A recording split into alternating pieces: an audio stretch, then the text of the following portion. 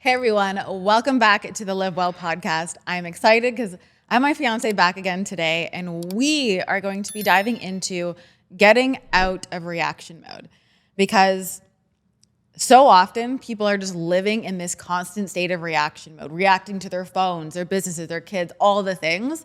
And we're going to be diving into kind of like why this is such a problem and how it's blocking you from that next level and what you can kind of do to get out of reaction mode and really realize how this is stopping you from stepping into that next level. Reaction mode happens because someone's nervous system is existing in a hypervigilant state, right? It's existing on edge. And so it's like that walking on eggshells feeling, right? You can feel that tension in your body, that like you're scanning the whole room for danger.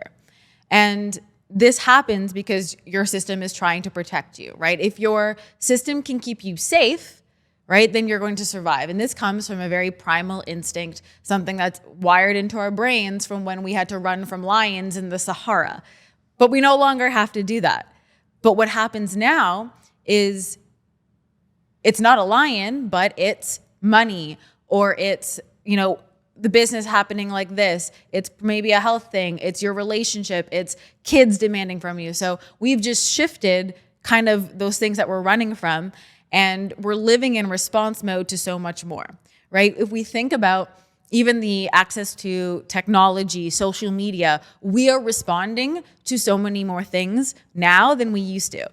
So our brains and our nervous systems actually haven't developed and evolved to match the level of consumption that we are reacting to. If you think about how many times the notifications on your phone go off, and you are so guilty, it drives me insane how you have your notifications on. Like, I literally tell all my clients, turn your notifications off, and here my fiance is. The binging anything, like Apple Watch, bing, bing, someone sent you an email, this is happening in that video, whatever game you play, Instagram. I'm like, Jesus Christ. It's reaction.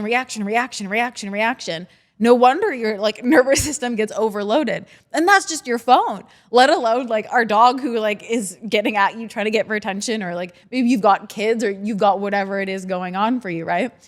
But you're living in that reaction mode. Let alone if then you're going into something where you're intentionally you're consuming social media, you're scrolling every piece of content, and you're watching this content, so it keeps watching this content, but it's a new thing, right? A new story, react, a new reel, react. And your system, right, your nervous system has to then decide, is this positive or is this negative, right? How do I feel about this? Right? We think about scrolling back to the primal days, we'd see calm, the fields. Generally, we'd be chill. And then every once in a while, there was a little bit of danger. I don't know, like a lion. And then we'd respond. So your system, right, your brain is always going to be scanning the environment. It's always going to be looking for positive and negative. Is this good? Is this bad? Is this going to kill me? Am I going to survive? And so just by the byproduct that we have so much more that we're assessing, our nervous systems get overloaded. Where we used to respond to 5 things in a day, you're now responding to 5,000 things in a day. And your brain is then having, like I said, to assess, is this good or bad? So you have the notification on your phone. Is this good or bad? You have an email come through, maybe a work email or something from clients or business. Is this good or bad? That alone exhausts your nervous system. Even if all the things are good, let's say it's payment notifications on Stripe. It's good, payment. That still is a reaction. It's still your system having to respond and decide whether it's positive or negative, let alone the fact that if it's negative, right? And so the part of your brain that does this is your amygdala. So your amygdala is this little part of your brain in the middle that assigns whether something is positive, pleasurable, or it assigns whether something is negative, danger. And based on what your amygdala decides, right? If it decides that it's danger, it's going to assign that negative valence, right? That negative meaning to it. And it's going to alert your sympathetic nervous system. It's going to alert that fight or flight. It is going to be this is bad. This is wrong. We need to protect ourselves from this. We could die. And some people might think live. This is dramatic. I'm not going to die. But when something comes up in your business, it does activate like that pride. It's a survival thing. Because what your brain does, it doesn't just react to like, oh, I got this bad email. It's like, I got this bad email. But what if this happens? And then what if that happens next? And what if I don't know, I lose them as a client, and then I stop getting clients altogether, and then I stop making money, and then I make no money, and then I don't have money to pay the bills, and then I have no house, and then I can't have food, and then I'm out in the street. This sounds dramatic, but unconsciously, right? And unconsciously just means behind the scenes. Like you may not consciously be thinking about this, but that's what your brain is doing. And then you might actually be consciously doing this too in front of the scenes. Like your brain might actually, but a lot of it is unconscious. A lot of it's behind the scenes. So when we think about that threat, right? And how many times a day that's happening when we assign that negative meaning. Well, they exist in that hypervigilant state. Because when you're responding to so many things and you've responded to like things that are quote unquote bad or things that are threatening, right? Things your brain thinks like, well, this is not good. It's going to want to protect you. So it's going to start kind of like scanning. Think about it. If you're walking alone, maybe not for you, but as a woman, if I was walking in a park alone at night, I'd be hypervigilant. I'd be like, all right, I know enough about being alone in the dark that sends my system to kind of like, I should be more aware. I'm not going to be fully relaxed. I'm going to be, let my scan for danger, right? That's that hypervigilant state. But people are existing like that in their life, in their businesses, right? They're scared perhaps of being rejected online.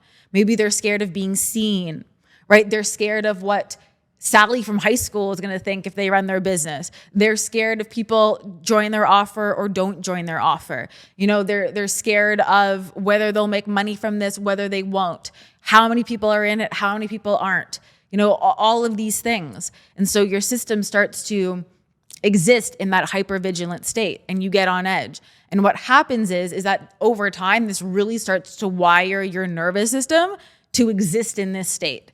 And so this is where like people start to wake up and feel anxious for no reason at all. And a lot of times, you know, when you suffer from anxiety, it's not for a reason. And I remember when I used to suffer with so much anxiety, it wasn't tied to something. It's not like, oh, I'm anxious because of this necessarily. It just becomes your regulated state. And so when people say like, what do you have to be anxious about? It's like, no, you just exist in that state. So anything can make you anxious because you're unsure of what's going to happen, right? You're like walking in the park. You're like, is something going to jump out and eat me? Or like, you know, you don't know. And so not only are you going to be waking up anxious, right? Anytime you look at your business, you're going to feel that way. Perhaps anytime you look at money, you're going to feel that way. You're not going to feel creative when you're in that zone because what happens is when your amygdala is scanning for danger, it's looking for that hypervigilance, it's looking for what's going to attack it or make it, you know, theoretically die.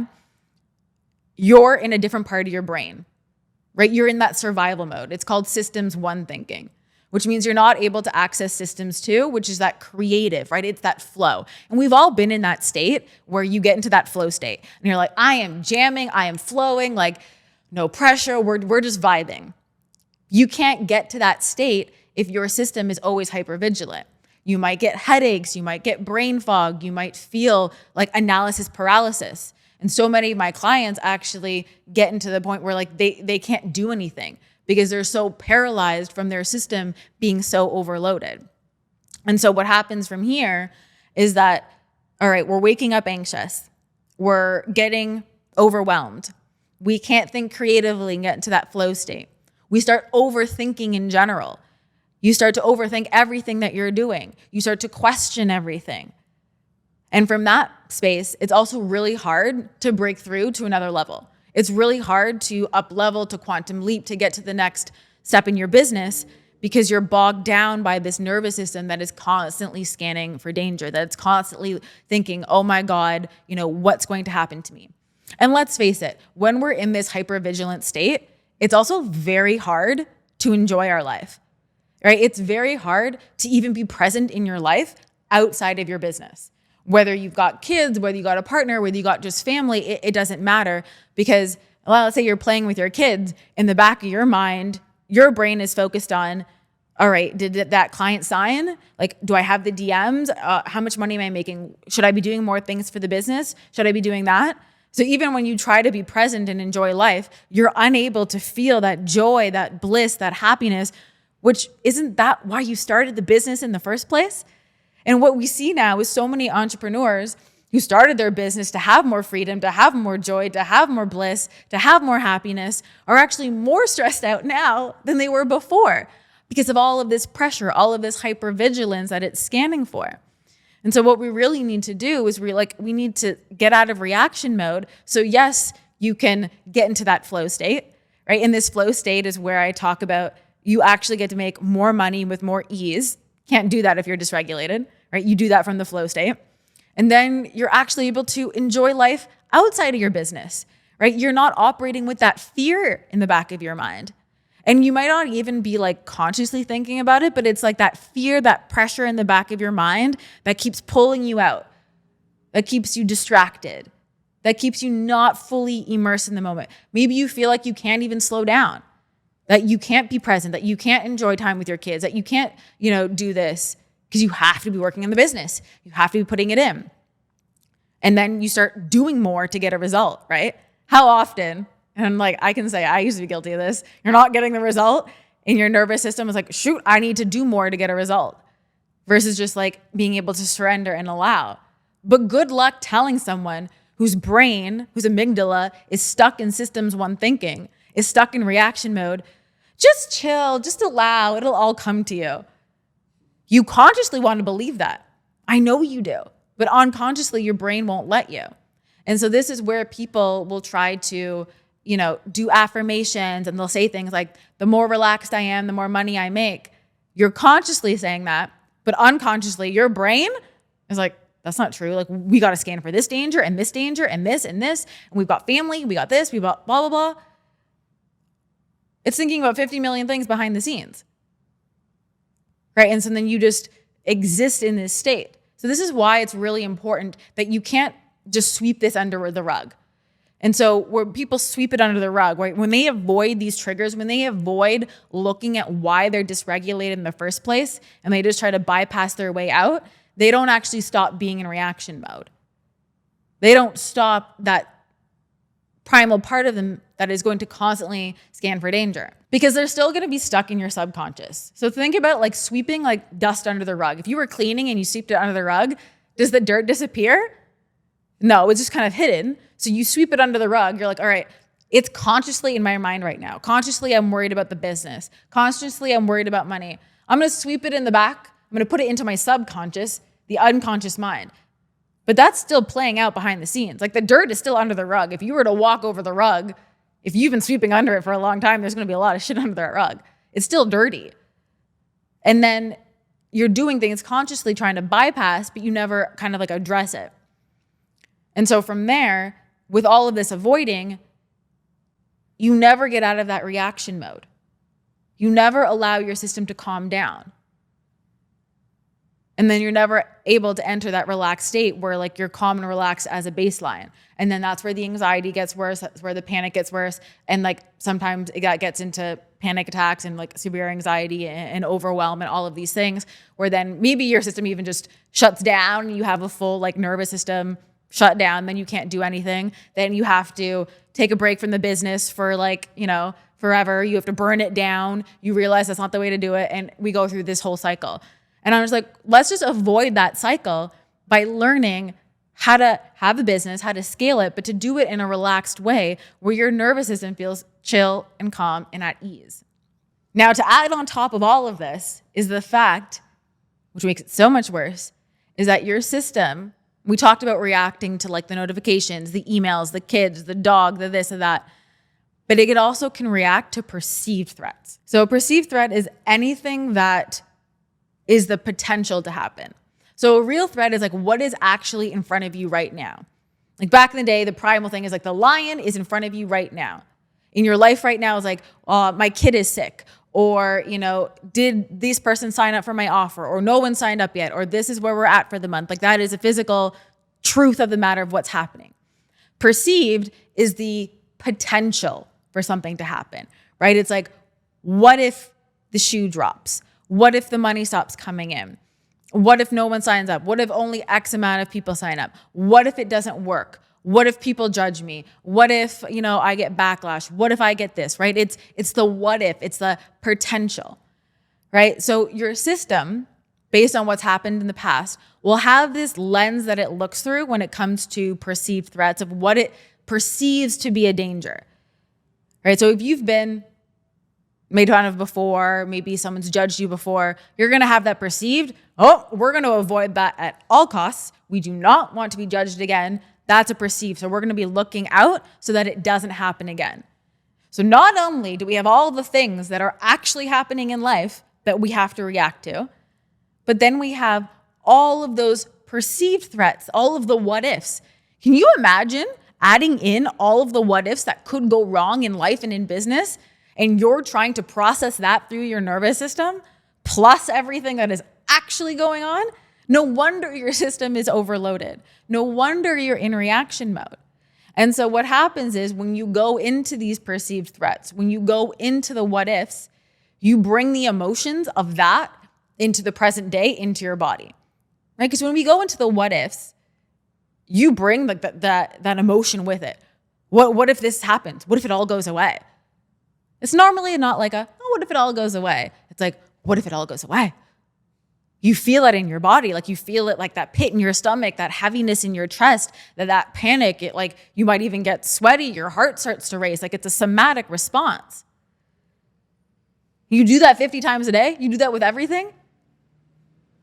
But because your amygdala, we talked about earlier, has been conditioned to look for negative, it's going to only see the negative in everything. Right? It's going to assume, it's going to go to that worst case scenario no matter what to protect you. Right? The quickest way to feel better, think about if we fear that what if the money doesn't come in? What's the easiest way to soothe that feeling in your nervous system? To do more. Right? Let me do more in the business. Let me work more. And you get into that loop, you get into that habit because you believe if I just work more, it has to work. If I just throw more spaghetti at the wall, more spaghetti, something is bound to stick and it is bound to work. But that's not really the case, is it? Definitely not. Because you're taking action from lack. You're taking action from a lack of safety. You're taking action from separation. You're taking it to try to soothe that feeling to make yourself feel better. So it doesn't actually work. And you get trapped in this cycle. Right? Instead of addressing, all right, I need to look at why my nervous system is in that reaction mode. I need to wire my amygdala not to be in that negative state so much where I'm going into the negative what ifs, where I'm going into what if this happens, what if that happens, what if this. Then you actually become better able to handle the things that do come up in life and in business because things will come up. That's part of being a business owner. But you're not going into catastrophizing, making mountains out of molehills about what it potentially could go wrong. And then you stop being in that doing mode. That doing, not because you're inspired, not because you're in flow state, not because you are lit up by what you do, but that doing place from if I do more, this will make my nervous system feel better. Because it gives me that little dopamine hit, that little mean like, ooh, okay, I've done something. Hopefully that this will work. Hopefully that this is better. So from all of this, we can see how living in reaction mode is definitely not serving you in your business. And this is why I am so passionate about business owners having safety internally and breaking out of that reaction mode so that they're running their business from a calm and relaxed place. So that they're not going into fear of the what ifs, what if this could happen, worst case scenario, and they're actually able to enjoy their life. They're able to be present with their loved ones. They're able to access that flow state where you do a couple things, you're in flow, you do it for work, it hits off like wildfire, and then you're just enjoying life, right? Where you're not constantly worrying in the back of your mind, where you're not wondering if you're doing it right, and you're overanalyzing every single move because you've been paralyzed being in reaction mode. We don't get that analysis paralysis. Because when you get out of that state, when you're able to switch that amygdala response, right, from assigning to the negative to assigning to the positive, you get out of that reaction mode, you exist as calm and relaxed in your baseline. Not only does business flourish, but life is better, relationships better, everything is better because you remain chill. And you've dissolved kind of all of that what if, all of that fear kind of goes away. We're going to be talking about dissolving fear in the next episode, so I'll save that for then. And this is why I'm so passionate about the safety program. I firmly know that the safety program is like essential for every single business owner. Because getting out of that reaction mode is going to allow you then to keep cruising without hitting upper limits. You're going to become one resilient human, and then everything that happens outside of you doesn't matter, and you just keep growing and scaling. Yeah, you're taking that what if into what's possible. Ooh, look at you. Taking what ifs into what's possible. Okay, we're going to take that. Taking what ifs into what's possible. I love that. So thank you guys so much for listening to this episode. If this didn't illuminate why it's so important to get out of reaction mode, I don't know what will. Let me know your biggest takeaway down below, or if you're listening to this on the podcast, head over to Instagram and let me know your biggest takeaway. And I cannot wait to see you in the next episode, and I will speak to you guys later. Bye.